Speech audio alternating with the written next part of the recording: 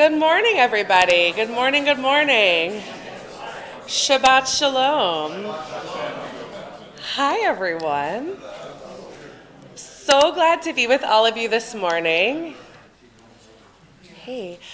We ran out of copies, so as newcomers come in, if they sit next to you, please share your copies with them. We are grateful to our bagel sponsor this Shabbat, Doris Donnelly, and our bagel pickup, Nate Jacobson. Thank you for making bagels possible. We could not do this without you. They say, im ein kamach, ein Torah. If there are no bagels, we can't possibly learn. So thank you so much. Okay, friends, we have, as usual, an ambitious study ahead. This week, the challenge of 2 wonderful Torah portions to study. So as we begin, if you haven't yet made a name tag, they're available at the end of each row. You can make sure that people around you know what to call you, and we'll join together in our blessing for the study of Torah. Yeah, Paul, yes. Oh, yes, hello, I am Rabbi Ellie Molbaum. Good to be with you all on this fine June morning. Thank you, Paul, you're right. Okay, let's join together. Baruch atah Adonai Eloheinu melech haolam asher kitshanu b'mitzvotav v'tzivanu la'asok b'divrei Torah. Let's see what's ahead. On your handouts, you'll see a couple of Torah portion outlines. So in Chukat, we get the red heifer ritual, which is supposed to help purify us after contact with a corpse. It's a fascinating ritual. Then we'll see the deaths of both Miriam and Aaron, and what we'll see is how those go differently. So Miriam will die first. They die in birth order. And then Moses and Aaron will be punished because of the rock water incident, which we'll see. There are some failed negotiations with the king of Edom. And then Aaron will die and Eleazar will take over immediately as the high priest. So we have a succession plan. And then at the end of Chukat, we'll see, because we're in the book of Numbers, some more itineraries, some more battling, and some more political negotiations. Then we have a total set change as we go into Balak, where we see Balak hire Bilam to curse Israel, and we'll see the story of the talking donkey, which is always a dream, made famous by the DreamWorks film Shrek. We'll see. We can just show that, actually, for Torah study. We'll just watch Shrek together. And we'll see the different opportunities that the prophet has to curse Israel and the blessings that he offers instead. And then we get what sets us up for next week's Torah portion, Pinchas. We have this incredibly intense religious violence at the end of this week's second Torah portion. So there's a lot we may or may not get to, but it'll be a journey through the book of Numbers either way. So take a look at the bottom of your handout there. There's a little selection here from Jacob Milgram, which I bring just as a bit of context to help us understand how we get from last week's portion, Korach, which is another amazing, incredible story, to this week's Torah portion with the red heifer, which seems utterly disconnected. So he writes, contamination through contact with a corpse has been mentioned earlier in the Torah, but only here is the mode of purification prescribed. The connection with the adjoining chapters seems tenuous. Perhaps the twice mentioned warning that corpse contamination may defile the sanctuary made this chapter a natural sequel to the parasha of Korach, in which the main problem is the desecration of the sanctuary by encroachment. The most attractive explanation may be that Eleazar and not Aaron officiates, as is also the case in the previous Korach episode. As both instances involve corpse contamination, Aaron is barred from officiating, and Eleazar takes his place. Hence, this unit was placed here between the Korach narrative and the account of Aaron's sin and death. In other words, we don't really know exactly why it's here, but that's one great theory. Okay, let's take a look at some text. We'll begin at the beginning with Numbers 19. Anybody want to jump in and read from your favorite translation, Numbers 19, and I'll just interrupt you when it's time to stop? Then I shall read. Okay. God spoke to Moses and Aaron, saying, "This is the ritual law that God has commanded. Instruct the Israelite people to bring you a red cow without blemish, in which there is no defect and on which no yoke has been laid. You shall give it to Eleazar the priest. It shall be taken outside the camp and slaughtered in his presence.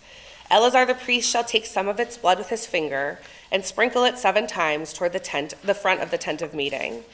The cow shall be burned in his sight. Its hide, flesh, and blood shall be burned, its dung included. And the priest shall take cedar wood, hyssop, and crimson stuff, and throw them into the fire, consuming the cow. The priest shall wash his garments and bathe in water. After that, the priest may re-enter the camp, but he shall be impure until evening. The one who performed the burning shall also wash their garments in water, bathe, and be impure until evening. Someone else who is pure shall gather up the ashes of the cow and deposit them outside the camp in a pure place to be kept for water of lustration for the Israelite community. It is for purgation. The one who gathers up the ashes of the cow shall also wash their clothes and be impure until evening.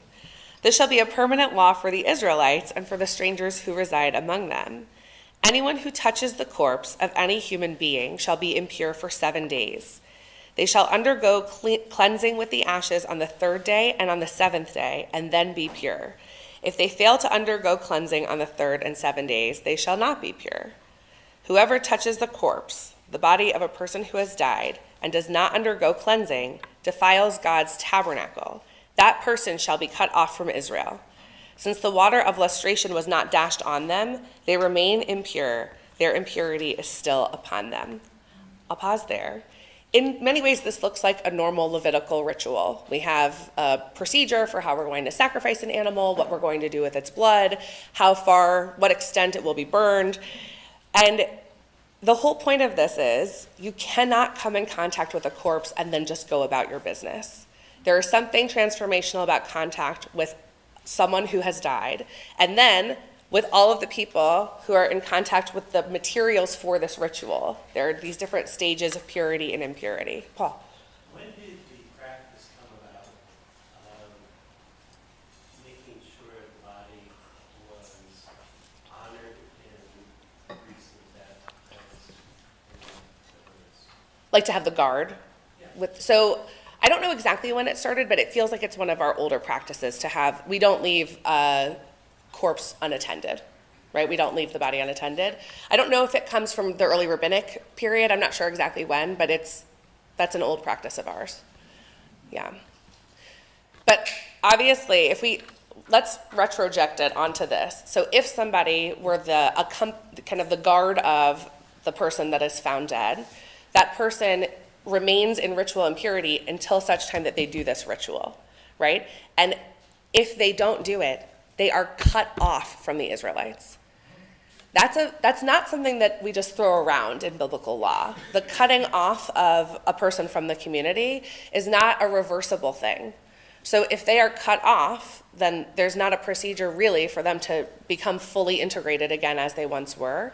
And so the fact that this ritual is so strictly monitored tells us its importance. Yeah, please. You know, there's never mentioned any rationale as to why someone who is near a corpse or touches a corpse has to go through all this. First of all, we don't know how long the person has been dead. The person may have just died. The person may have lain there for a week. Nobody knows. But it's kind of odd to me that it would be so strict for reasons that are unclear and never made clear. There are so many things like that in Torah where we don't get the kind of thought process behind the law. We just kind of get the law. That's what makes it a chok, is when we don't really understand exactly where it's coming from.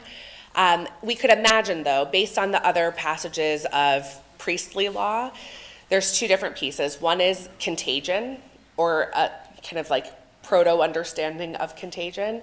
And another is what purity and impurity means. So if we think about it as eligibility for full participation in ritual life and not cleanliness, then it's a disqualifier, but not necessarily because of anything bad. It just means, oh, there was a bug on me. That was really gross. There was a bug on me. It's really big. We're good. It shall live a long life on the carpet. Ooh, that gave me the heebie-jeebies. Sorry. I thought it was my hair tickling me. What was I even talking about? I'm so sorry. I got so distracted by that. Ritual impurity. So with ritual impurity, we're really thinking about who's in and who's out, who gets to draw nearest to God. So there was something that the priests or the people writing this passage understood, that it was unusual to come in contact with a corpse, and therefore our behavior must be unusual. We have to do something to return into the fold fully. So we don't get their thinking. We don't get to know exactly why. I mean, what comes to mind, I was yesterday listening to an NPR story about the Ebola outbreak and about like contagion by contact with a corpse, and how there's no way that our ancient ancestors had any, there's no way. But the thought occurs to me, like, we're careful. And so I think they understood that there was something to be careful about, even if they didn't understand what or why. It's really difficult if there were 600,000 men and everybody, and they all died off in the desert. There's a lot of corpses around. So, yes, this is one of the many practical considerations when we think about our biblical text. There were so many people, and at various points there are plagues and other things that happen, military battles where thousands of them are killed at once or die at once. So we have to imagine there are many people, it's not really hypothetical, there are many people who are coming into contact with a corpse in some capacity. Exactly what that means, we don't really know, but there had to be a lot of people prepared for whatever the rites were that they would have been doing. There were a lot of people. Yeah, Jimmy and then Arthur. But don't you think some of the ritual stems from the Egyptians? And they made a big deal. Many groups have made a big deal out of it. Many ancient people, not just in the Near East, had significant boundaries around death and dying and mourning practices. What we'll see actually, these two Torah portions together, really just Hukat, we're going to see how death and dying isn't always the same. The mourning rituals that we see, even within one Torah portion, don't always match up with each other, because we'll see how they mourn after Miriam and how they mourn after Aaron. But we have a sense of the flavor of grief and mourning that's going to come out of at least early biblical Judaism. And so from there, we can see some threads that connect to other ancient Near Eastern peoples. But ultimately, what this is trying to do, because it's a ritual like this is not trying to protect the person, it's trying to protect the sacredness of the tabernacle. So ultimately, this isn't about like, okay, you have to keep your hands clean because you touched a person who has died. Instead, it's don't you dare bring that into the sanctuary. You keep that outside. You're not able to come in until your hands are clean. So I've always been mystified by this category of clean and unclean, defiled and not defiled. Going back to Gary's point, I think part of the heart of it is that it is, I think by definition, it can't have an explanation. Right. In other words, there's something very mysterious or arbitrary, I'm not sure what you call it. And so I'm thinking, are there any practices of clean and unclean that survive today?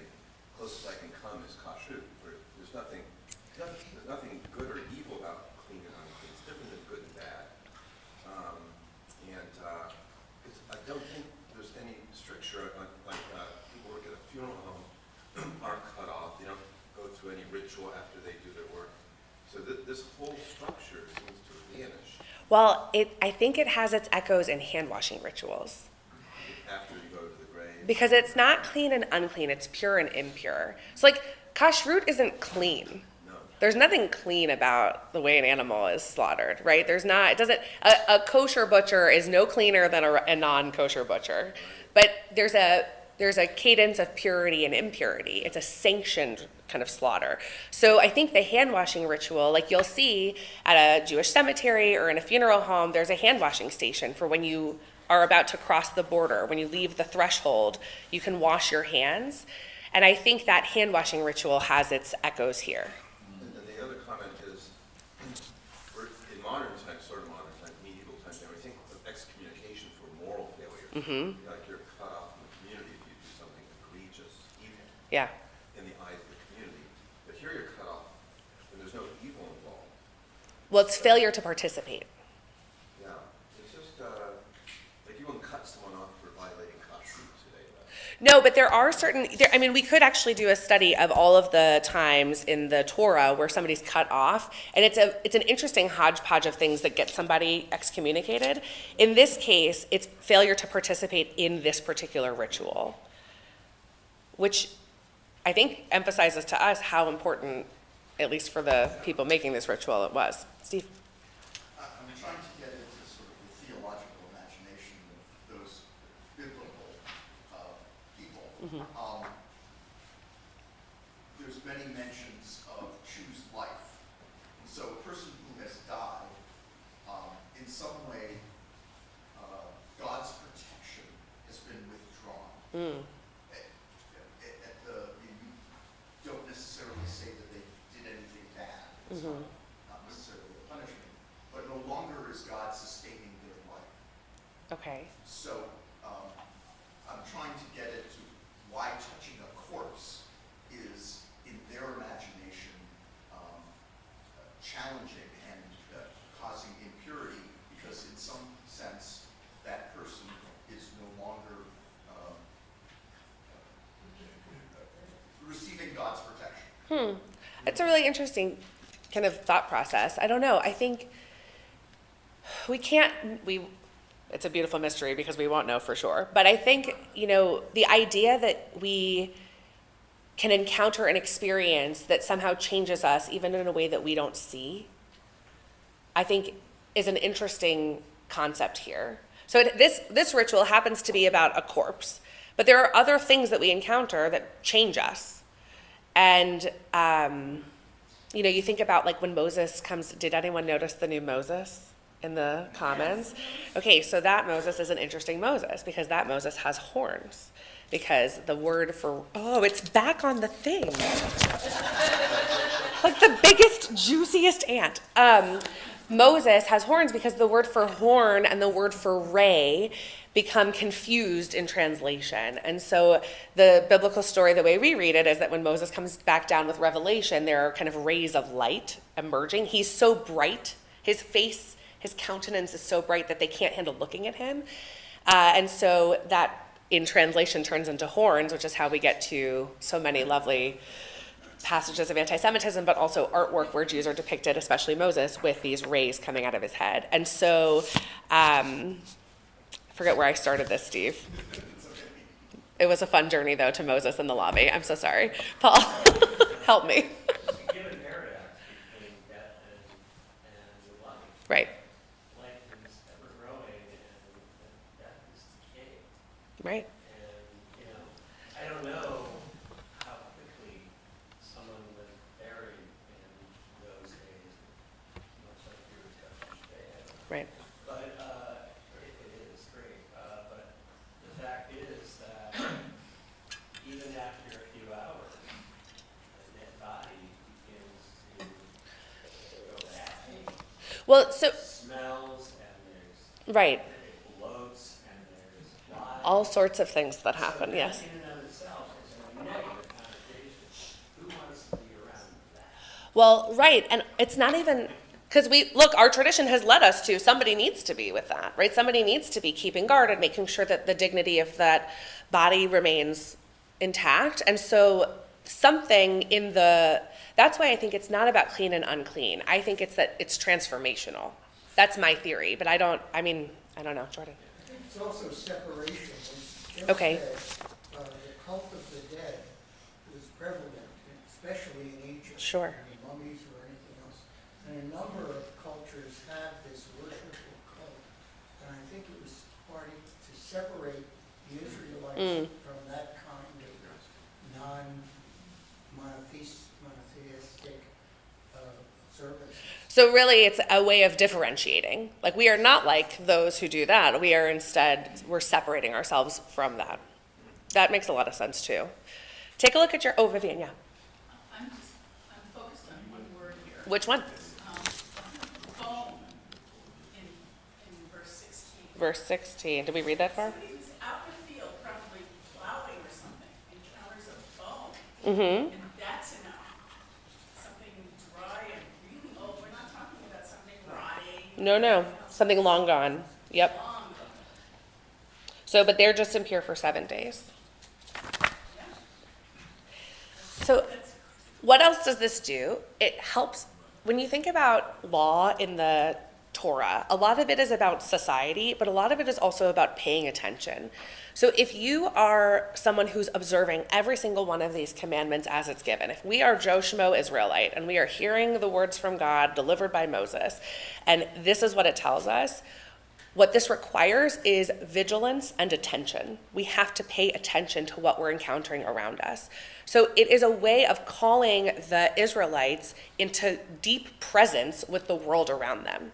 Because if the stakes of purity and impurity are on the table and you're just going about your business and you encounter something that may or may not be the remains of a person, then you have to go through these purity rituals, which means you have to count the days. You're held accountable, not just to yourself, but to the priest and to your community. It requires attentiveness on a deep level as they're just going about their day. And when you think about biblical Judaism and rabbinic Judaism, we follow a flavor of rabbinic Judaism. It's also about attention. It's about attentiveness. It's about noticing the blessings around us. It's about offering gratitude and following schedules and living on cycles. We've taken that kind of intentionality and attentiveness and we've reframed it slightly, but I think it has its roots in that kind of vigilant presence in the world around us. Excuse me. Yeah. That seems to me to be a completely adequate explanation. Thank you. We're done for the day.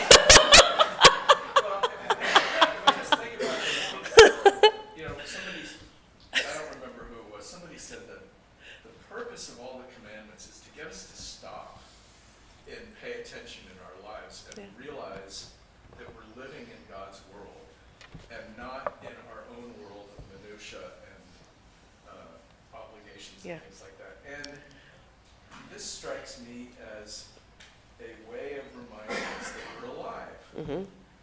Yes. Right? Yes. And there's a difference between being alive and being dead. And we should be aware of that while we're alive. And be reminded and be grateful for it. So I love this, and also I was aiming for completely adequate, so you've made my day. I think there is something to this. Like, one of the things that students of Judaism are often frustrated by is that we don't have a clear way of articulating afterlife belief.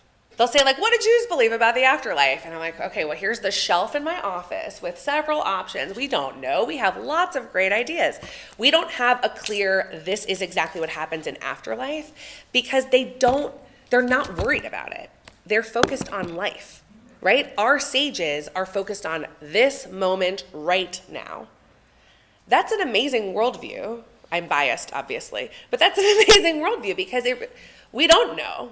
That's a mystery that will be revealed to us in due time, God willing, at 120. But what we know is life. And so what do? Who said choose life earlier? Someone wise said that, Steve. You know, that's really the focus. Choose life. We're choosing to be in this realm. Malcolm and then Kelly. Go ahead.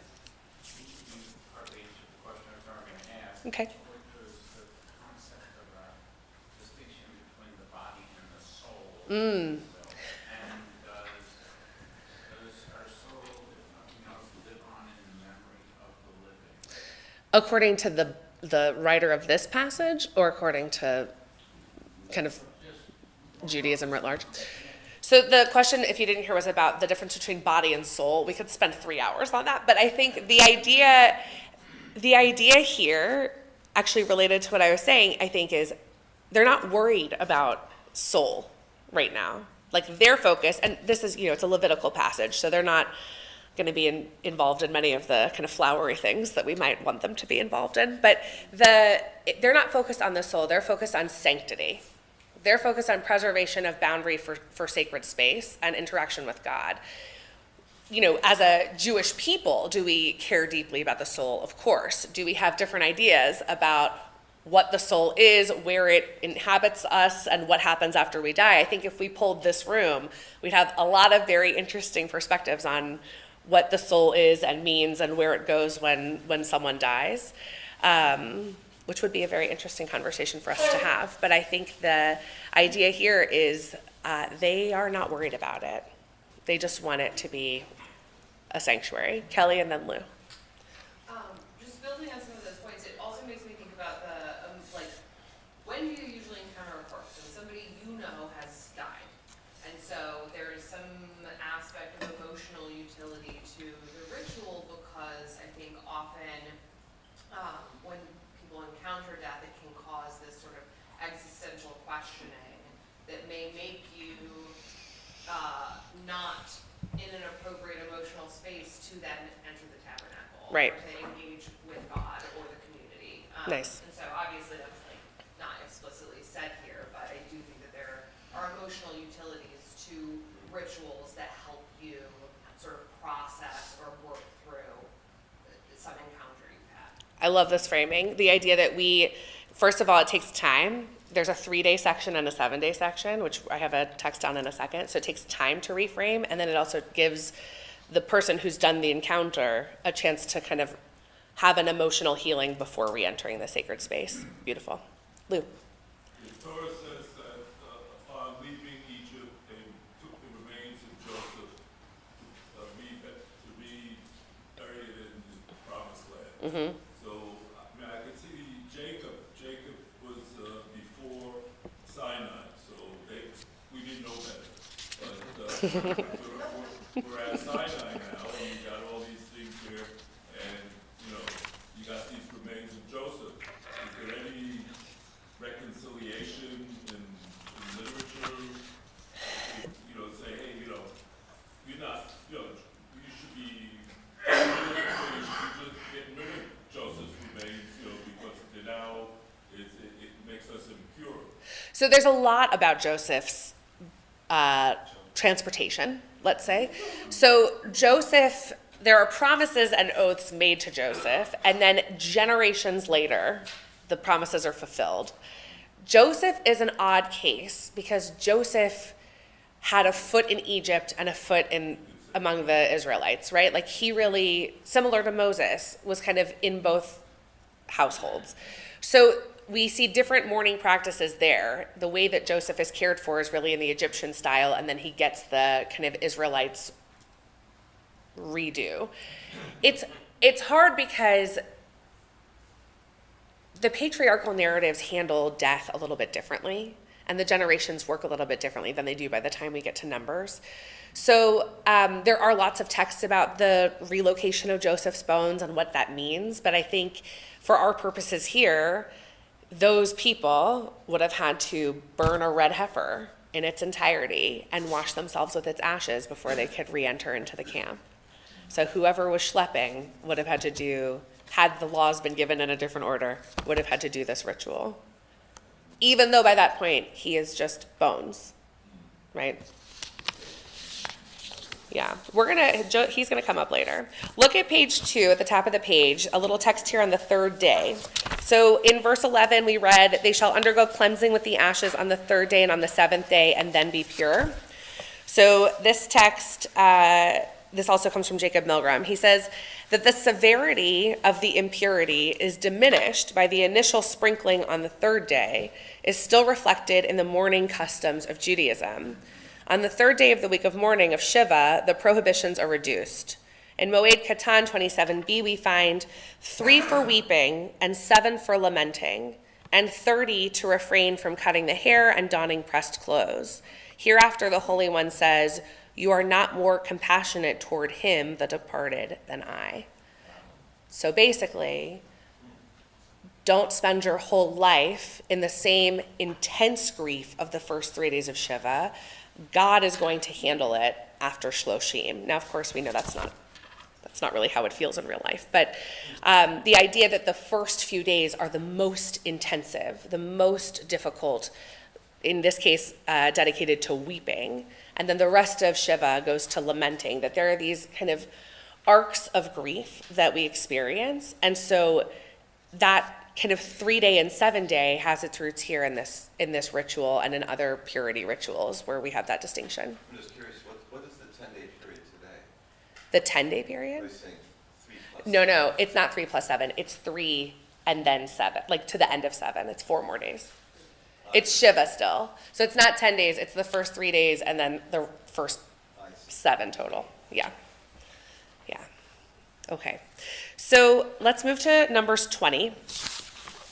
We'll transition to the loss of Miriam. So here in verse 20, I'll start just at the beginning. The Israelites arrived in a body at the wilderness of Zin on the first new moon of the 40th year, and the people stayed at Kadesh. Miriam died there and was buried there. Okay, this is unusual phrasing because it says, Vayavo'u v'nei Yisrael kol ha'edah. That's an emphatic form, it's redundant. The narrator doesn't need to say that. V'nei Yisrael would have been enough. The people of Israel arrived, the Israelites arrived. Instead it says, V'nei Yisrael kol ha'edah, the whole community. So, of course, our sages are like, why would it say that? That seems redundant. So I bring you Rashi. He says, the congregation in its entirety, for those who were to die in the wilderness, in the consequence of their sin, had already died, but these had expressly been mentioned for life. So all the ones who are left at this moment had been allowed to live to this moment, and therefore to be present there when Miriam dies. I think it's also an emphatic of saying every single person, this is me saying this, not Rashi, every single person is about to be affected by what's going to happen, which is that Miriam dies. So every individual community member as a block is affected by the loss of Miriam. Because why would this verse then say she died there and was buried there, right? So Rashi says on this, why is the section narrating the death of Miriam placed immediately after the section treating the red cow? To suggest to you the following comparison. What is the purpose of the sacrifices? They effect atonement. So too does the death of the righteous effect atonement. So why does Miriam die?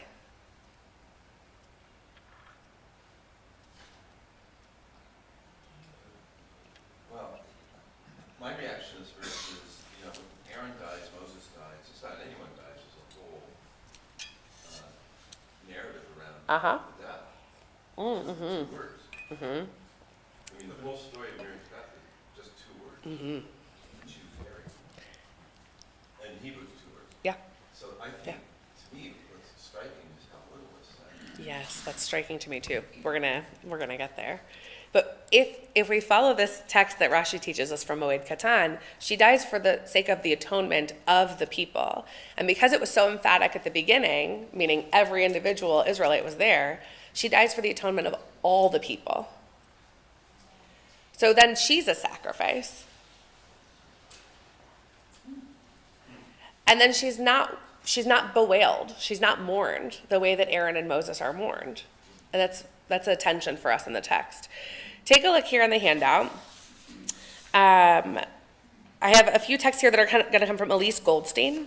So she says, thus, the effect of Miriam's death upon the people is to bring purification to them because of her righteousness, in the same way that the sprinkling of the red heifer potion is said to bring purification.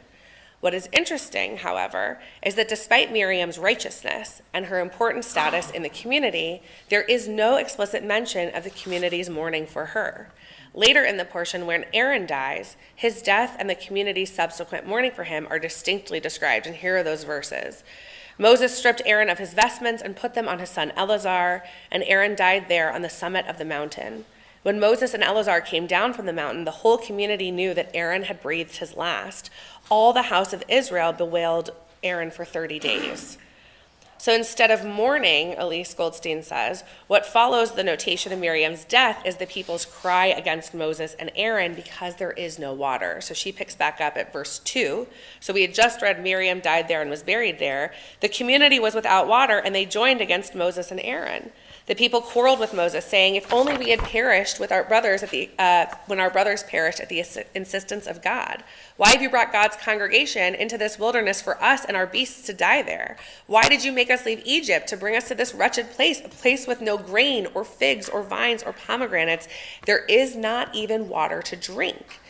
Instead of mourning for Miriam, the people seem concerned only for their own needs. Most of the commentators do not note the lack of mourning. They are interested, however, in the cry for water immediately after following Miriam's death. They suggest we may learn from it that during the entire 40 years in the wilderness, they had the well through Miriam's merit. In other words, it was because of Miriam's merit and her righteousness that the people had water to drink throughout the 40 years in the wilderness. With her death, however, the water supply ceased. The well that our sages refer to was a mobile well given by God as a reward for the good deeds of Miriam.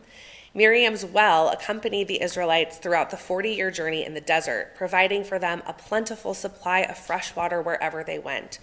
According to Mishnah Avot, Miriam's well was one of the 10 special things that God created on the eve of the first Shabbat. The same well gave water to Ishmael in the wilderness of Beersheba. It is the same well where Isaac's servant Eliezer met Rebekah, where Jacob met Rachel, where Moses met Zipporah, and the same well had given water to the people earlier on when Moses struck it at Horeb. So they don't mourn her, but they notice immediately the consequence of her death, and they lament that instead. Now we could psychoanalyze that reaction, and maybe one of you is skillful enough to do that. But I think what we see is a disparity between how her death is handled and how Aaron and Moses' deaths are handled. And that doesn't just end in the biblical text, it's also going to continue into the rabbinic text. So look at the next one, Bava Batra, on page 3. The Gemara asks, but with regard to Miriam, it is not written by the mouth of the Lord. Rabbi Elazar says, Miriam also died with a kiss, as this is learned through a verbal analogy between the word there, mentioned in regard to Miriam died there, and the word there mentioned in regard to Moses, and Moses died there at the end of Deuteronomy.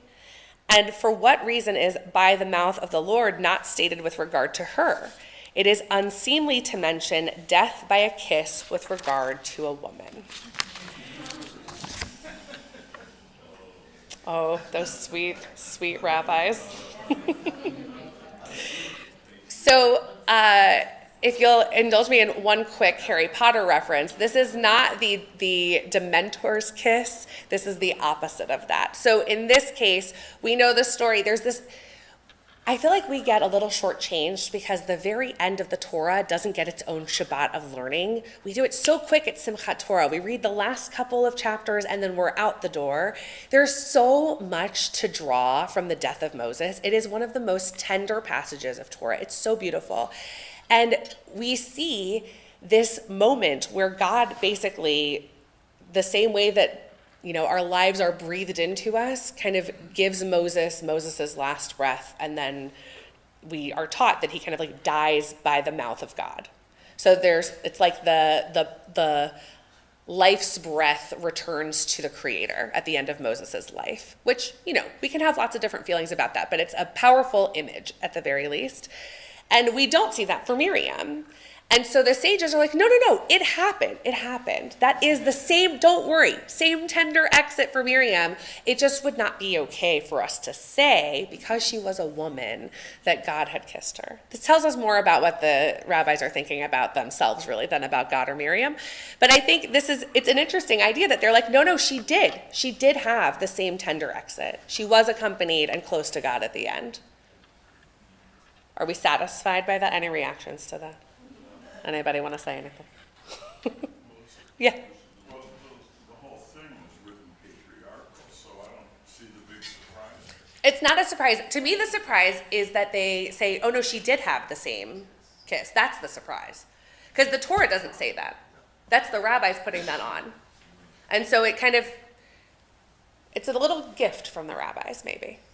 Maybe it is an attempt to correct the outrageous distortion. It may be. Maybe it is. Yeah, what do you think?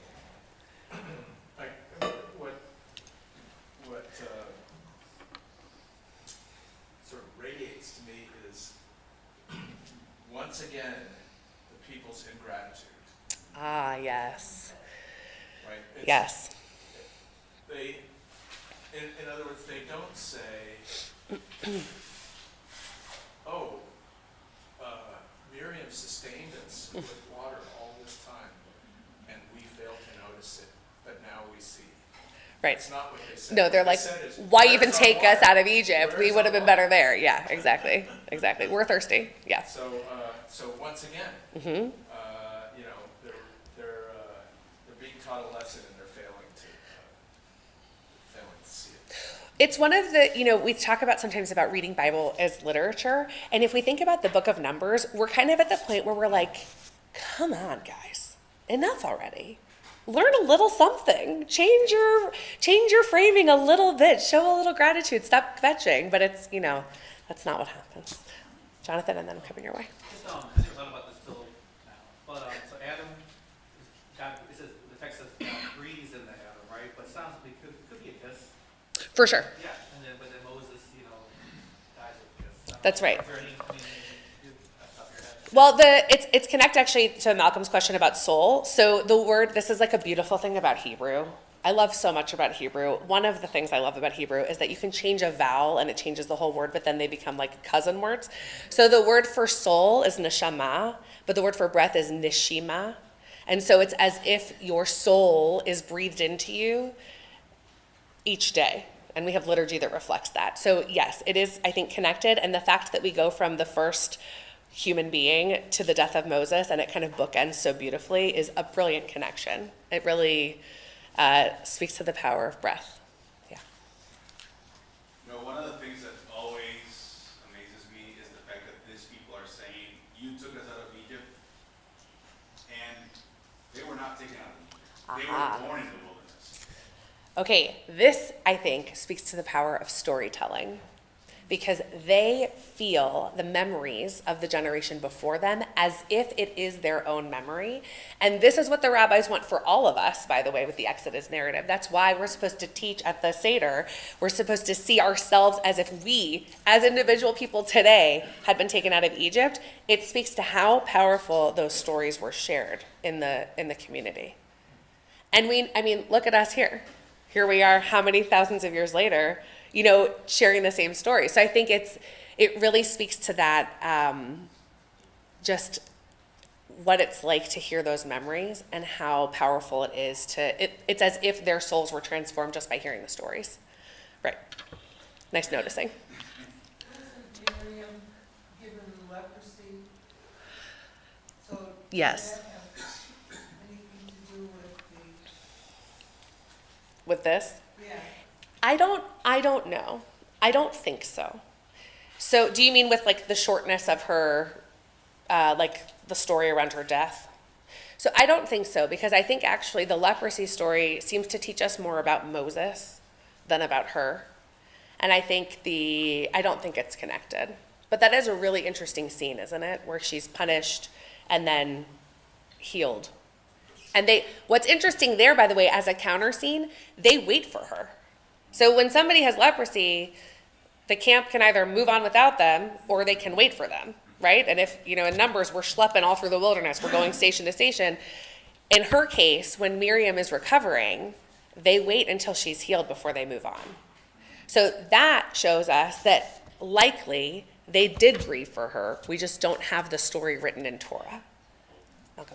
I'm confused by this in Rashi number 2, when about sacrifice affecting atonement, so too does the death of the righteous affect atonement. Is Miriam's death effecting atonement for the Israelites? It seems to be according to Rashi. That sounds like a Christian Jesus. Jesus dies for our sins. It does sound like that, doesn't it?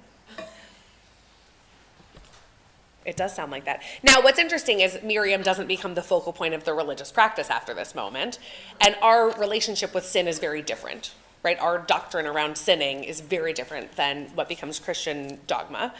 But the idea, our sacrifices die for our sins, right? We slaughter animals on the altar to sacrifice them for our sins. Well, my sense from this is no one can atone for my sins except me. That's right. But you're a rabbinic Jew. Now, they're not sacrificing Miriam. She's not killed on an altar, right? That's not what happens. She dies peacefully, maybe by the kiss of God. So it's not exactly the same as the sacrifices that are offered, but I think what it does, by the time we get to the rabbinic era, a lot of really good people have died for their religious beliefs, right? My guess is By the time the rabbis are sitting down for Moed Katan and they're like, okay, we're talking about these different ideas, they've seen enough righteous people killed. And so one way you make peace with that is you have kind of an apologetic around it. And you say, well, it wasn't for nothing that they were killed. They died for this other purpose. So my guess is by the time we get to Rashi interpreting Moed Katan, you think about all of the people that have been victimized, and my guess is that informs this perspective.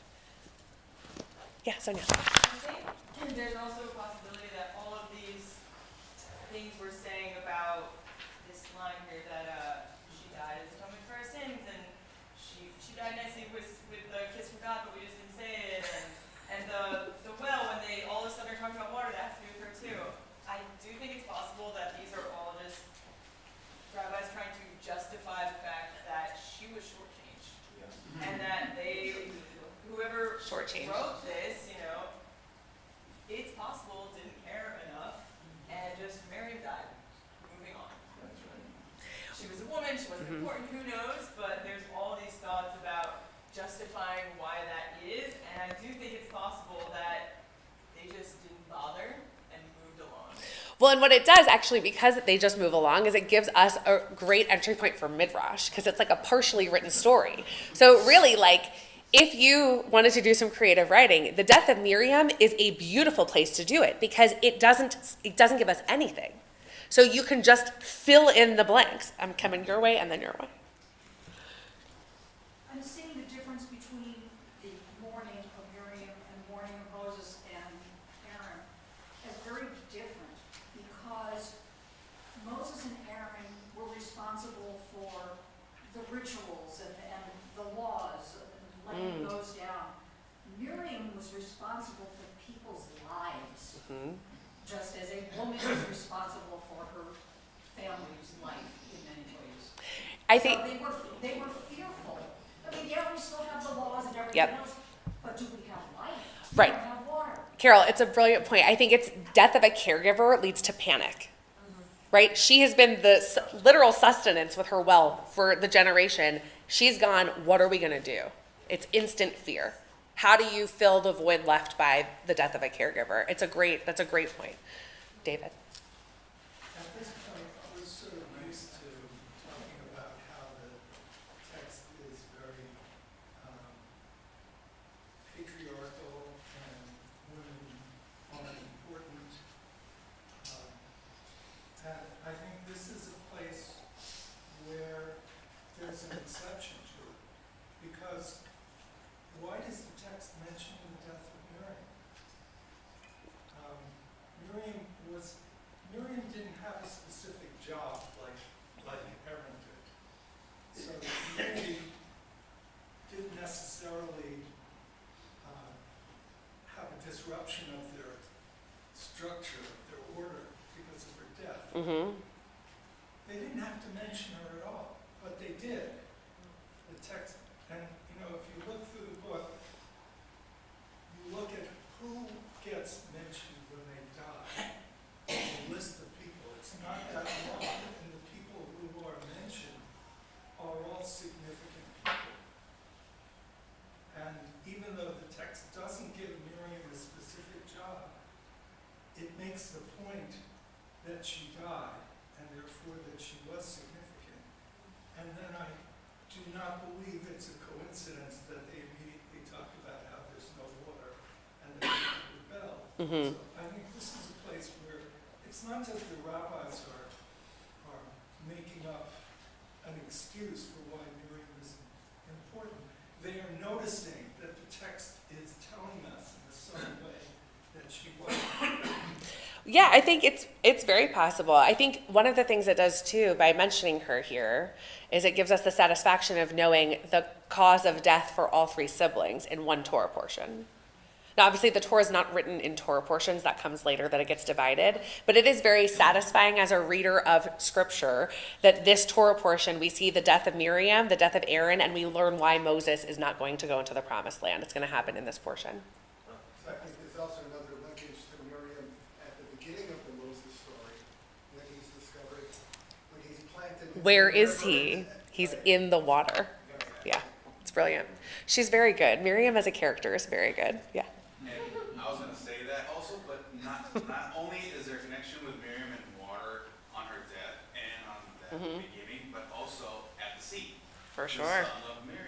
For sure. That's where it comes from. So, and isn't there a connection between her name and the word for water in Hebrew? So her name, Maryam, right? So Yam is sea, Mar is bitter, which is interesting for her to carry that name. The bitter sea, and we wonder, we could come up with all sorts of reasons for why. Isn't it interesting? It's very good. It's very good. Yeah, Arthur. So I never thought about this thing that Russell brought up, that Miriam's introduction to us is with water. Yep. It's important water. Very important water. In fact, Moses means the drawer out of water, and he is the drawer out of water. And the other thing I want to say, this time period is really like the end game. Not just these guys. That's died, right. But everyone but Joshua and Yep. Caleb died. Yep. So It's kind of the crescendo at the end. it's Yeah. like everyone is like the end of the story. And what's curious to me is this hitting the rock is a repeat story. It is. So, okay, you can sort of understand, you hit the desert, there's no water, you want to know where's the water coming from. Yep. They've had 40 years of water in the desert. Uh-huh. So it's a little strange that after having the spigot on in the desert for 40 years, people would say, where are we going to get water? Right. So why does this get repeated? It's a plot device. Yeah. It's very good. Let's read it. Let's read it. Go to Numbers 20, verse 6. It's very good. Okay. Moses and Aaron came away from the congregation to the entrance of the tent of meeting and fell on their faces. The presence of God appeared to them, and God spoke to Moses, saying, "You and your brother Aaron take the rod and assemble the community, and before their very eyes order the rock to yield its water. Thus you shall produce water for them from the rock, and provide drink for the congregation and their beasts." Moses took the rod from before God as he had been commanded. Moses and Aaron assembled the congregation in front of the rock, and he said to them, "Listen, you rebels, shall we get water for you out of this rock?" And Moses raised his hand and struck the rock twice with his rod. Out came copious water, and the community and their beasts drank. But God said to Moses and Aaron, "Because you did not trust me enough to affirm my sanctity in the sight of the Israelite people, therefore you shall not lead this congregation into the land that I have given them." Those are the waters of Meribah, meaning that the Israelites quarreled with God, whose sanctity was affirmed through them. So I say it's a plot device because we already know how this scene plays out. We've seen Moses strike the rock before. We know that it's not going to be good, but that they're going to get water. He doesn't learn, and now the punishment is you don't get to go. You get to see it. You get to be sad at the top of the mountain. You feel some sense of fulfillment, but there was work left undone, and you don't get to go. You don't get to go. That is brilliant writing. This section is so good. This piece of Torah, I think, is very juicy, and I'm going to tell you why in the next interpretation, but Vivian, you want to say something? I saw a word that I never saw before. Which one? God says, Wait, which verse? so this is in verse 8. Okay. The word is totseta. You will bring water out. God says, you're going to do it. Yes. And then they say, we're going to do it. And God says, Well, because they didn't do it the way God said to do it. God didn't tell them. God said, look at verse, speak to the rock. We're in verse 8. Yep, check out verse 8. Take the rod of some of the community, order the rock to yield its water. Yafa. I feel like something that we're seeing here coming right off the death of Miriam is the juxtaposition between Miriam as a thinker and Moses as an actor. Mm-hmm. The idea that, like, yes, Miriam is related to the Nile or the river that Moses is on because it's her idea. Right. Because she is the one who saves Moses and she's the one who connects the Pharaoh's daughter to her own mother to be his nursemaid. Like, that's all Miriam. She's like the kind of mastermind of the savior of her little brother. And I think it's really interesting in terms of Moses in his grief, Mm-hmm. like the thoughts, no thoughts, all the thoughts left his head, and he is acting out of, in my opinion, acting out of grief at the loss of his sister, his elder sister, who's taught him so many things and who's been a support of him, and he forgets the lesson that he learned because he is in that moment of grief. Totally. If we imagine this grief story against Aaron being silent after the death of his sons, it's a very different approach, which matches, by the way, what we know about Aaron and Moses. It's a totally different reaction and it's true to form. But I can do you one better on the Nile. There's a midrash that Miriam sees that her parents are fighting. And they already have Miriam and Aaron, but Moses hasn't been born yet. And her dad's like, you know what? I'm out of here. And she gets her parents back together. It's as if Moses is her idea. Like, she makes her parents reunite, and then Moses is born. She engineers the whole thing. Miriam doesn't get enough credit, you guys. She's very good. What if Miriam's like a producer? Like, she was behind the scene helping Moses do everything. Like, every time Moses was going to talk to people or Right. do an action, Right. he would go to Miriam and ask her, what should I do? She's like the advisor, the director. She's like the advisor, Yeah. And we can see that because as soon as she died, God tells him to do something so simple. Uh-huh. He has no idea. Can't what do to it. Yep. I think that's great. It's great. She's like the tether that's keeping everybody on track. She's moving them forward. And I think they are bewildered, I think, by her loss in multiple senses of the word. They are in the wilderness without her. They are in the wild they don't know what to do without her. No guidance, no clarity, no clear path of what to do.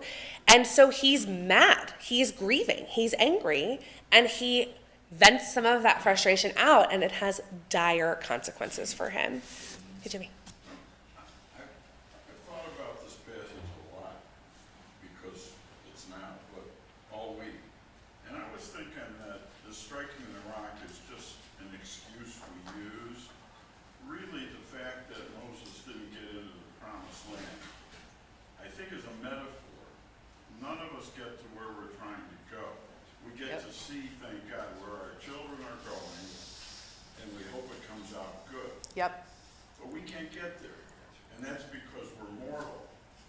And I think it's just a metaphor to show, again, Moses was great, and he was wonderful and all that, but he's mortal. He's not divine. That's right. And that's what I think this is about. I think it's a great point, and I think that's what so much of Torah is. The reason I think we're still studying Torah today is because none of the people in it, including God as a character, are perfect. They're highly relatable because they are deeply flawed. If Moses got to live forever, this book would kind of suck, right? It would be like, okay, great, well, next. But instead, he doesn't. He's on the precipice. He's on the edge of getting to where he wanted to go, and he doesn't get to go. And that's so relatable because we all leave things undone. All of us leave things undone. We all see, oh, that's the path. I'm not actually going to arrive. God willing, you get close. But, you never know. So I think that's one of the reasons why these texts are so compelling to us today is because they mirror our own truths. I think that's the deep wisdom of Torah. I'm coming your way, Lou. However, he did end up in the land because of the petition of the two tribes that stayed. The 2.5 tribes that stayed. He ended up being technically in the land, which, in a way, it gives us hope that we might end up, but not fully. It's not the land that he thought, though. Exactly. It's because they took a more maximalist approach. They didn't want to keep walking. And they were like, this seems good, God, and we'll just stay here. So that's true. He gets on the annex. Yeah. Leo, what do you want to say? No one can claim that the Torah pulls the wool over people's eyes. After all, Well, except for Leia, but we have to be cajoled to leave Egypt in order to die in the desert. So, what kind of story is that to tell people? So I was just thinking that people say the Torah was written by rabbis or whoever, by people, and I could say, what kind of people would write a story where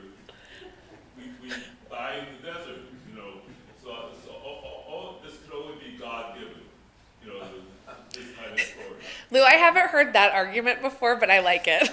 I mean, you know, Like, who would come up with this? you know, I mean, unless you were Freud and you had some insight into this stuff, I can't think of anyone who would, I'm pushing to have this is my religion, I'm pushing you, this is something you should buy into. I mean, that would be very difficult.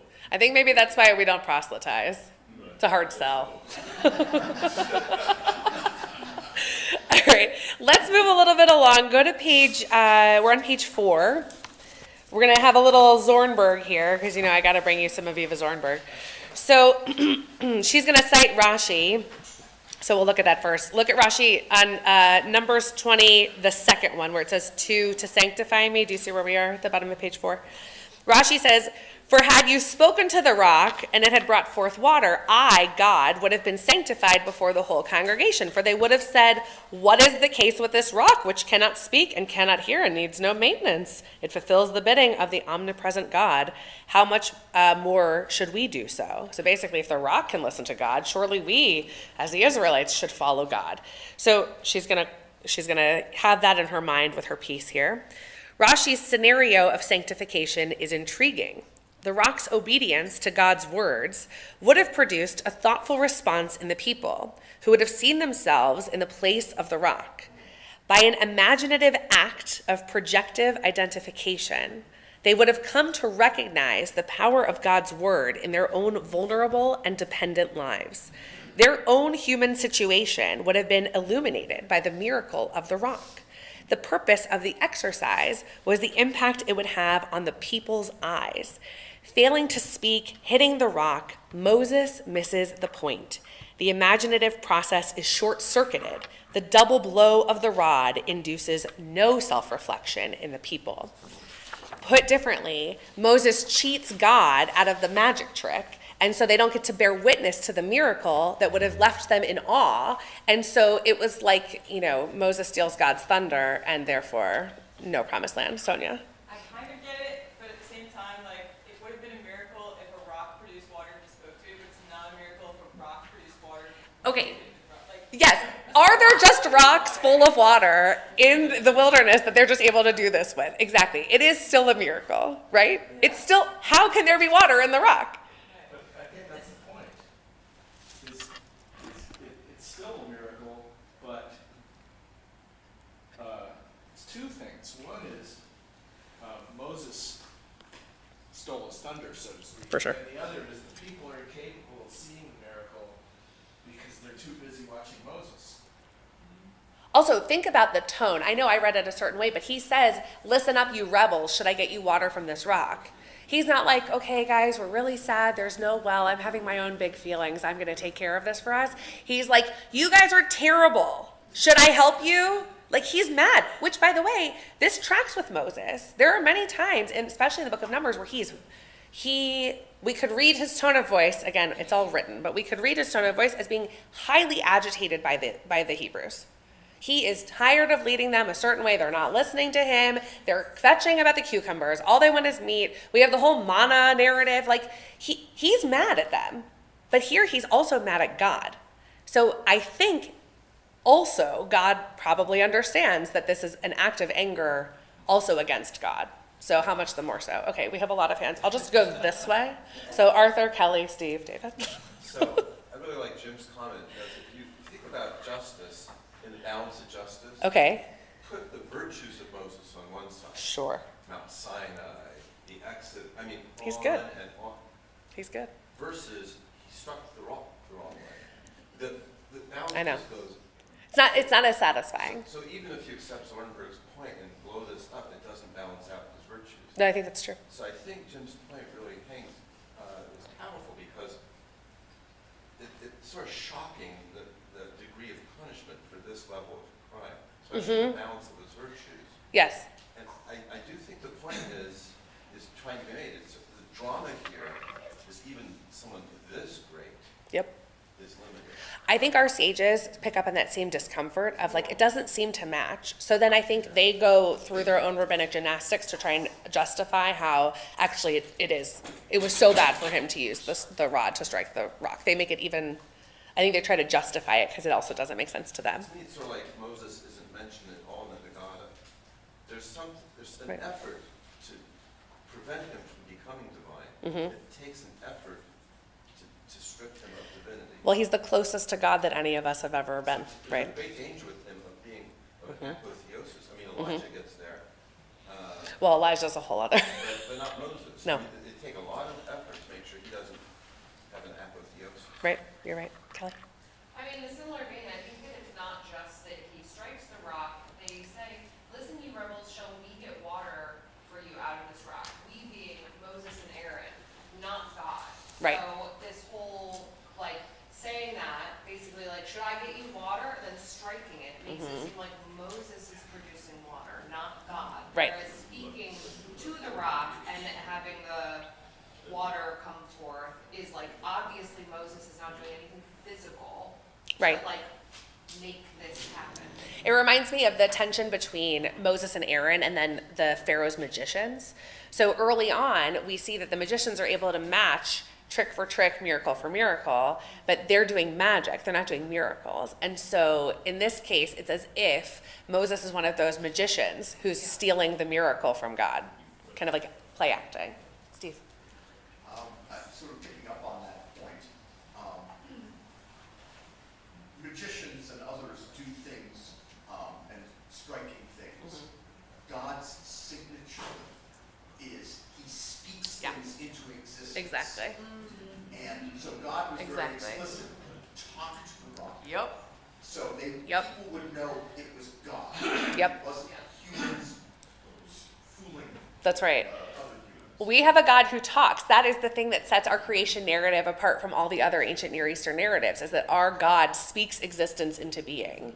We are people of words. We have a God of words. We get, think about the 10 Commandments are the written, the sayings. Like, we have all of these things. And actually, we're going to see in the next Torah portion, should we ever arrive at it, we're going to see how words are put into his mouth. God puts a word into the prophet's mouth because that way he can't say the curses. He says the blessings instead. So I agree with this point of view that the real problem was Moses saying, shall we get water from the rock, not from striking the rock. And after all, God tells Moses, take the rod and go. That's right. Well, what's he supposed to do with the rod? What he did the last time, he hit the rock with it. So I'm not convinced that the actual striking the rock instead of speaking to the rock is a big deal. So that's my main point. And I have to mention the great midrash of Rod Serling.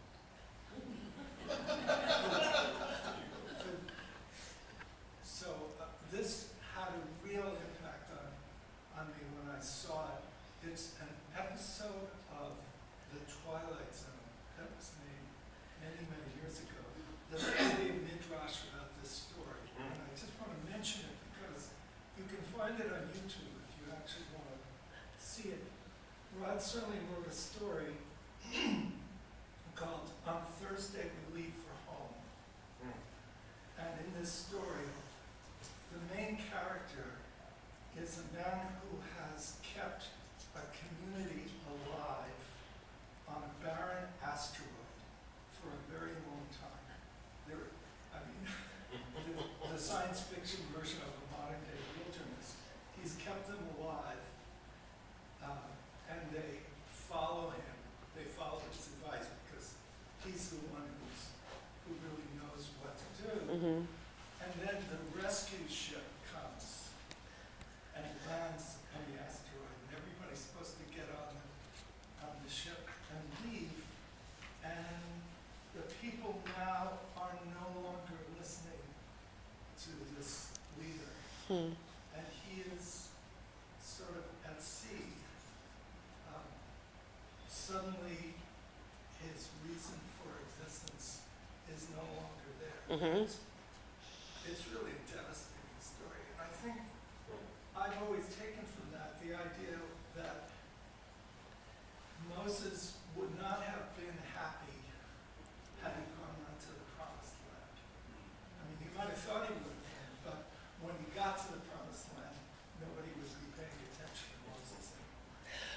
I think it's first of all, the Twilight Zone connection is very interesting to me. But I think the piece about Moses, we often teach him as the kind of a paradigm of leadership. But because he doesn't get to go into the promised land, it's a reminder that like succession planning is really important in leadership, and successful organizations have other leaders that are being invested in and raised up and, trained and whatever, because a good leader knows when it's time to let someone else lead, right? So if Moses had continued to lead into the promised land, or to try to lead once they got there, and was, if they rebelled against him or whatever, it would have been a very different cadence of leadership. Probably not a successful one. Yeah, interesting. Did somebody else have a hand up over here? Malcolm and the Jonathan. Moses also killed an Egyptian. Yes, Moses basically upon his adulthood immediately kills someone. Yeah. You've got other reasons to explain why he would not be a good candidate to enter. The killing of that Egyptian guard does not seem to have ramifications in this way, and is not cited here, which is a very interesting piece. He starts his prophetic career having killed someone.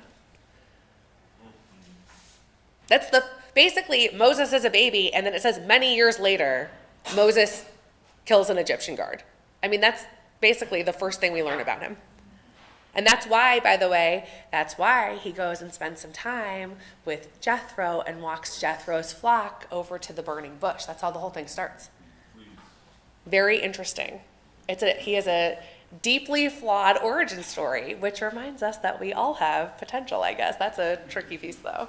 Yeah, Deeds, and then This also has Cleveland connection. Please. because Cleveland rocks. Cleveland does. Thank you, Deeds. I love it. All right. Well done, Russell. So one more thing in Moses' defense. Sure. Back at the Red Sea, God tells Moses to lift up your rod and stretch out your hand over the sea and divide it. Yes. So he didn't just talk the Red Sea into opening up. That's true. So this is where there are people who study the rod particularly as a symbol. So in certain scenes like that one, it feels like God saying that seems to transfer the miracle to the rod, so that when Moses extends his arm out with the rod, the miracle is enacted. And in this case, potentially, when God says, take your rod and go speak to this rock, it's as if the transfer of the miracle happens to the rod, which allows Moses to enact it.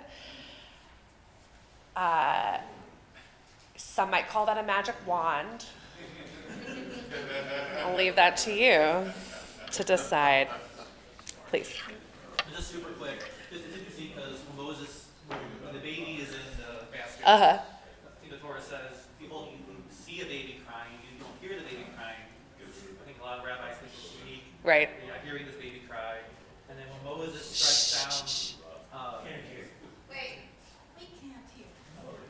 No, when Moses strikes down the Egyptian, some people think he said the ineffable name, that he didn't really strike the Egyptian. But then, Moses tells God even before that he's not a man of words. Right. He doesn't know the language, he has some type of impediment. Right. And then now we fast forward to where we are.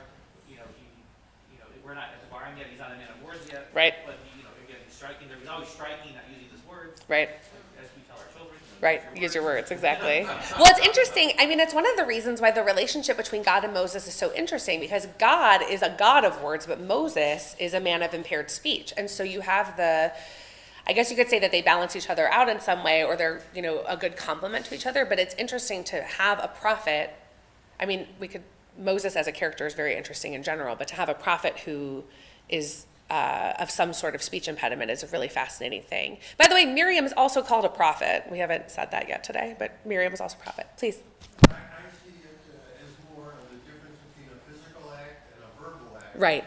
And the use of the rod is to direct people in the direction that they should go. Mm-hmm. We still see that today in a drum major and so on. Mm-hmm. You go on sightseeing trips. And Right. hold a rod up. A conductor also, yeah. Bring the crowd together. It's more in a peaceful way. Right, not in a physical, right. not forcing something on somebody. That's right. It's a symbol of leadership. And so how it gets used, I think, varies. Yeah. So if you want to know why he says take a rock, he's saying lead the people and tell this rock. Right. It's part of his work uniform. When you are leading, you carry the rod. I like that. Yeah, Candy. What's the criteria for being a prophet? Is it that you hear God's voice? That God makes revelation through you. Okay. Yeah. So we have prophets that receive prophecy in different ways. But she's called Miriam Haneviah. What was Miriam's revelation? Many point to the Song of the Sea, her faith at the Red Sea. Her rejoicing when they got to the other Not her rejoicing. She brought her drum with her. She knew there was going to be something to celebrate.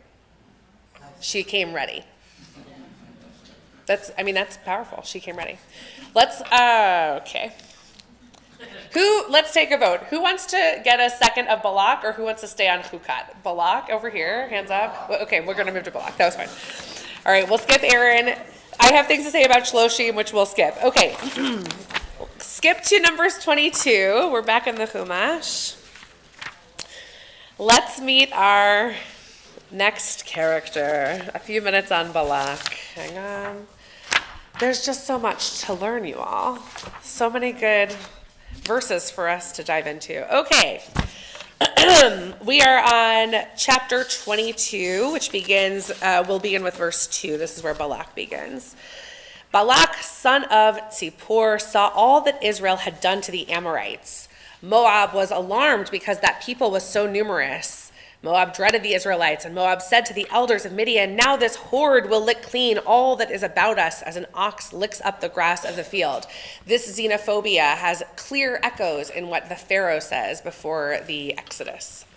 Balak, son of Tzipor, who was king of Moab at that time, sent messengers to Balaam, son of Beor, in Pethor, which is by the Euphrates, and the land of his kinsfolk, to invite him, saying, "There is a people that came out of Egypt. It hides the earth from view, and it is settled next to me."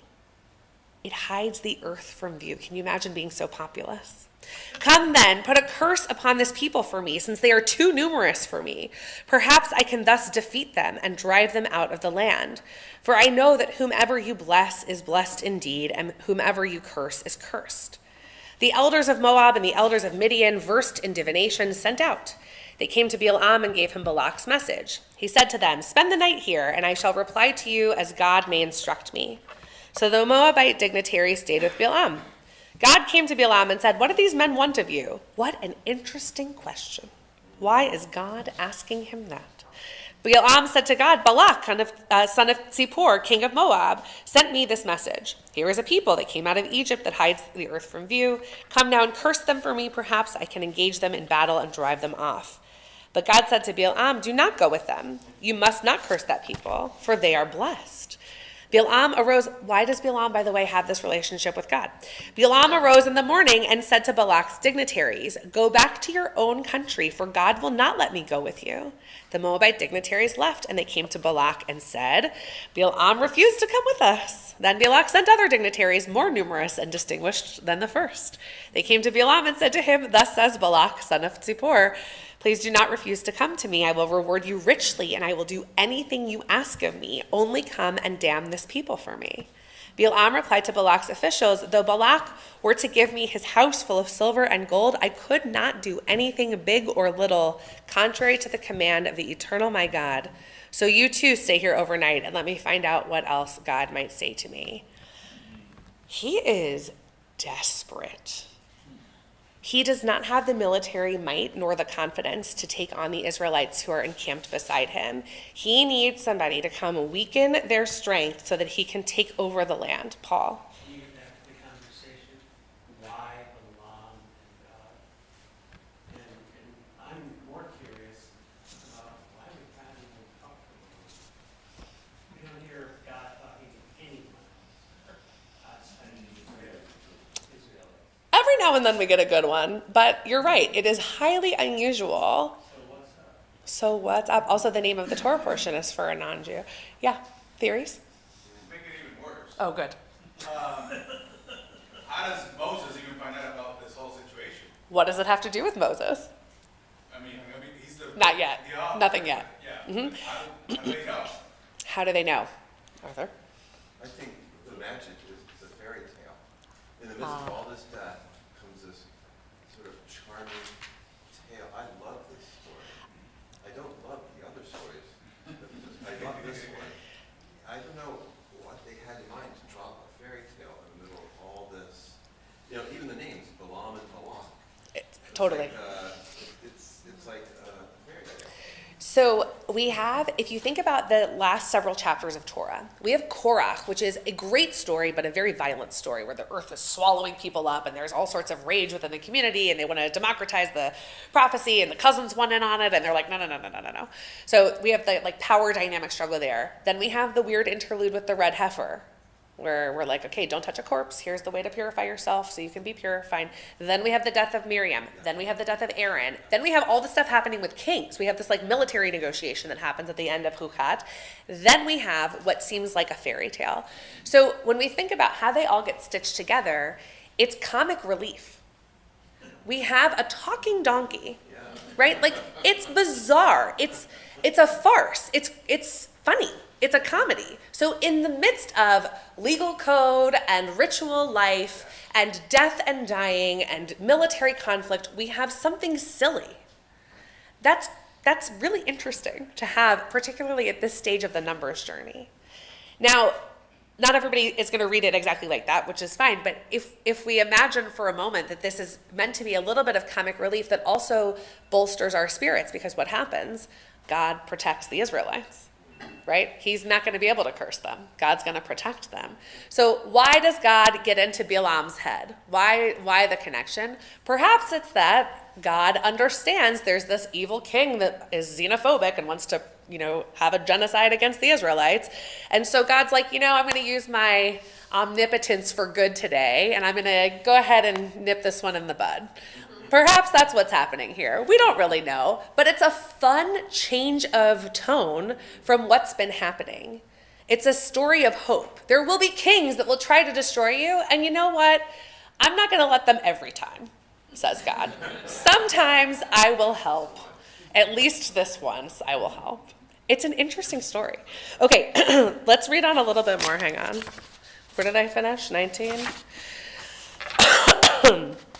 So, that night, God came to Bilam and said to him, "If these men have come to invite you, you may go with them, but whatever I command you, you shall do."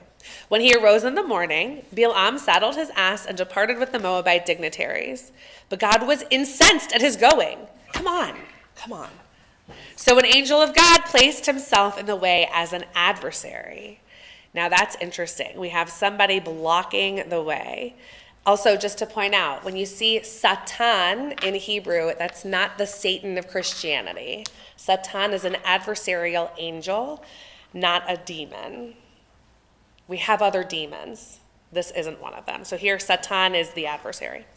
He was riding on his she-ass, which some translations have Jenny as the word there, with his two servants alongside, when the ass caught sight of the angel of the Lord standing in the way with his drawn sword in his hand. The ass swerved from the road and went into the field, and Bilam beat it to turn her back onto the road.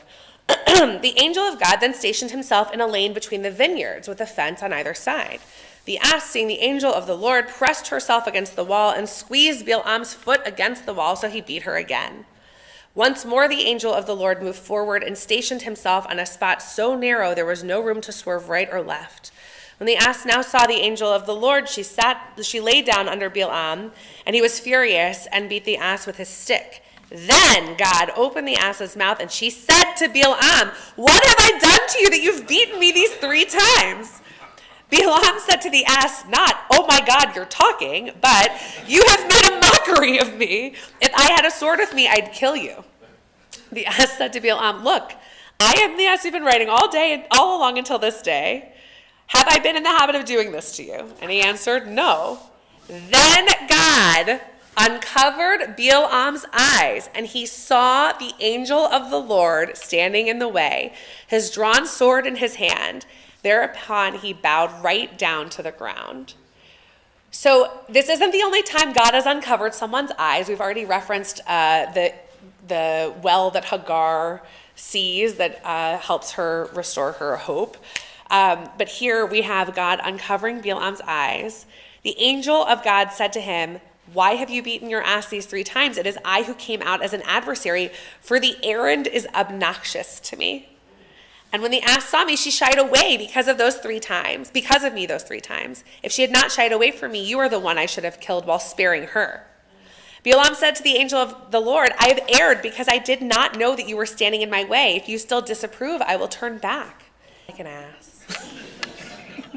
He does. It's bizarre and it's silly. And it's also like, what do we not see that is right before us?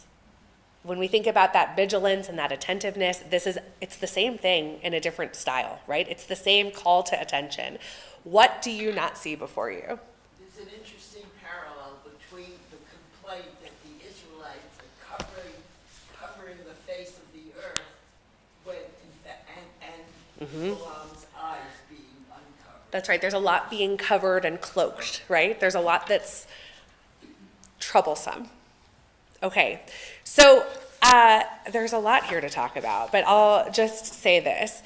There's an interesting way we could imagine the story as a story of desire, where Balak is desperate for Balaam to desire to do this work.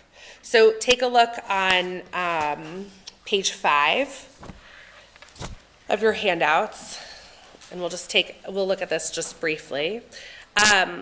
This is Zornberg again. She says, what is interesting here is the dynamic of Balaam's relationship to Balak.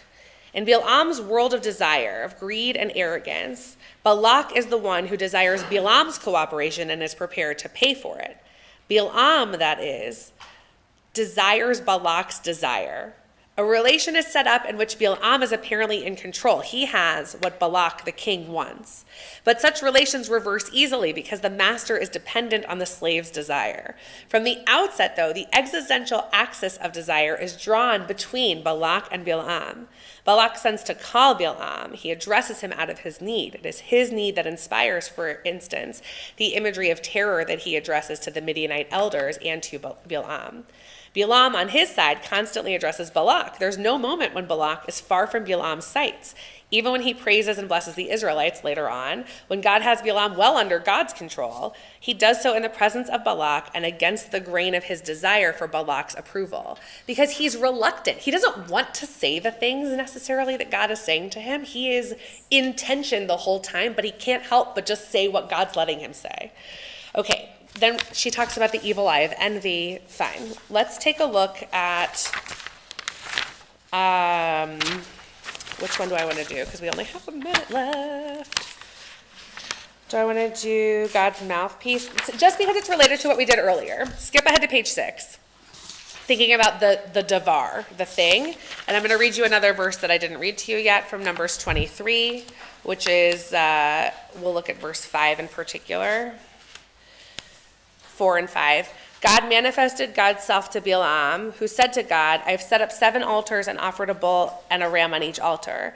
And God put a word in Balaam's mouth and said, return to Balak and speak thus. So that's a different way of, it says, Vayasam Adonai davar bifi Balaam, that literally God is putting a word into Balaam's mouth. That's a different way of describing revelation than we see anywhere else. That's just here. So she says on page 6, in a repeated act of poetic justice, God takes control of Balaam's mouth in the most literal way. God placed a davar in Balaam's mouth. The davar becomes, in the rabbinic imagination, either an angel or a bit. His mouth is invaded, twisted into the shape of blessing. He is quite literally possessed. This is the most intimate meaning of having one's curse twist into a blessing.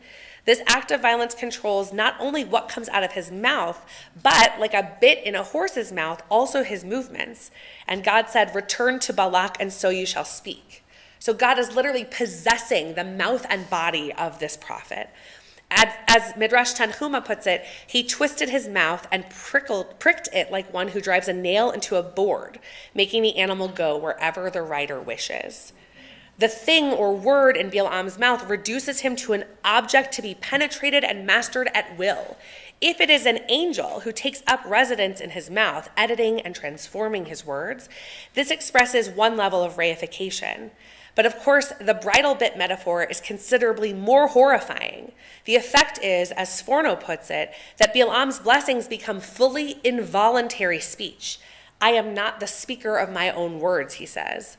Strangely, bless you, Bilam foresees from the outset that this will be his situation. He even announces it to Balak. Most strangely, it is he who coins the expression, the word which God shall place in my mouth, which the Midrash interprets so concretely. So their relationship is so interesting, and Bilam is such a fascinating character because he is so pulled between these two things, where he is kind of being just directed and overtaken by God, and he just has to say these beautiful things. And what's a very interesting power dynamic is that our sages take the blessings that he does not want to say, and we start every morning with them. Ma tovu ohalecha Yaakov. When you enter into a synagogue, that's what you're supposed to say. How wonderful are your tents, O Jacob? Here we are in the tent. So it's so subversive because we take this thing that the prophet did not want to say, that God, according to the Midrash, is physically forcing him to say, and we're like, that's a really good line. We're going to say it every day. It's so good. So it's interesting to see kind of how the power then returns to the people and how we're able to retake that verse. So you have other beautiful things to study here over your Shabbat lunches. You can enjoy the rest of the packet. I'll make two quick announcements as we conclude. One is there is a cantorial convention coming to town this weekend. The American Conference of Cantors is already starting to arrive in Cleveland. Tomorrow at the Maltz Performing Arts Center in the evening, there's a concert featuring all three of our cantors from Mishkan Or, as well as many other cantors. Tickets are $36. You can find them, I think, on the Maltz Performing Arts Center website. Is that where they are? Great. I know someone who got me a seat, so I don't know how to do that.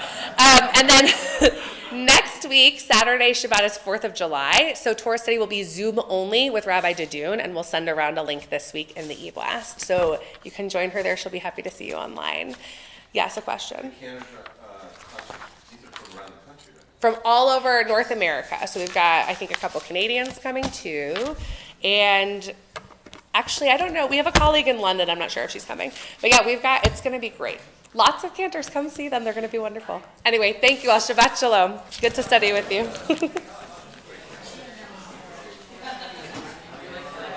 It's on Candy. It's online. Because the building's closed. So Cindy...